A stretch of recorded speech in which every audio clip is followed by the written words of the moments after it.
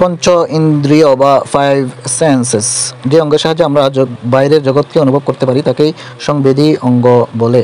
চোখ, নাক, কান, জিহ্বা ও ত্বক, এই পাঁচটি হচ্ছে আমাদের বা মানুষের সংবেদী অঙ্গ। সাধারণ ভাষায় এদের পঞ্চ ইন্দ্রিয় বলে। চোখ এমন এক জ্ঞানেন্দ্রিয় যা আলোকের মাধ্যমে দৃষ্টি সঞ্চার করে। কান শ্রবণ ও দেহের ভারসাম্য রক্ষাই হলো কানের কাজ।